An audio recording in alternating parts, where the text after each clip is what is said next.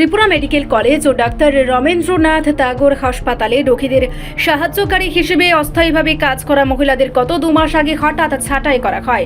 এই ছাঁটাইয়ের পর থেকে তাদের সংসারে রোজি রুটির ভারী সংকট দেখা দিয়েছে। বারবার আন্দোলন সত্ত্বেও হাসপাতাল কর্তৃপক্ষ তাদের দাবি মানেনি।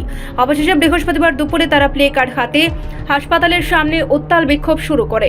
মহিলা আন্দোলনকারীরা সাংবাদিকদের ক্যামেরার সামনে মুখোমুখি হয়ে জানালেন, দীর্ঘদিন ধরে আমরা এই হাসপাতালে রোগীদের সেবায় নিয়োজিত ছিলাম। হঠাৎ ছাঁটাই করে দেওয়ায় আমরা আর্থিকভাবে পূর্ণ বেকায়দায় পড়েছি। সংসার চালানো খুবই কঠিন হয়ে উঠেছে।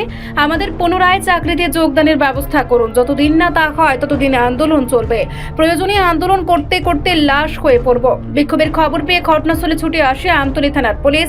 মহিলারা তাদের দাবি জোরালো করে তুলতেও পুলিশের উপস্থিতিতে বিক্ষোভ অব্যাহত রইল। হাসপাতাল কর্তৃপক্ষ এখনো কোনো সাড়া দেননি।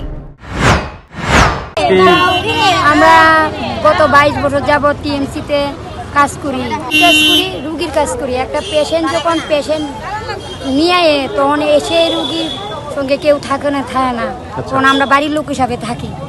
বাড়ির লোক হিসাবে থাকলে 12 ঘন্টা থাকলে তারা আমরা কিছু পারিশ্রমিক, এই পারিশ্রমিক দিয়ে আমরা সংসার চালাই।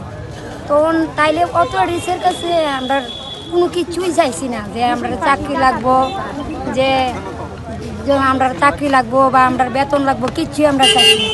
তাইলে আমরা কে লিগে আমরা হাসপাতালে ঢুকতে পারছি না, এইটাই আমরা জানতে যেতেছি। আমরা শুধু তার কাছে আবেদন, আমরা কাজটা যাতে ফিরিয়ে দেয়, এইটাই আমরা আবেদন, আর কিচ্ছু না। টিএমসি হসপিটাল প্রায় 140 জন। আমরা সকালে 8টা থেকে 5টা পর্যন্ত থাকি। আজকে 9 দিন হয়েছে।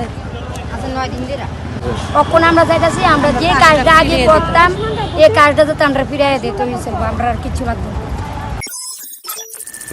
রিপোর্ট সংবাদ প্রতীক্ষা।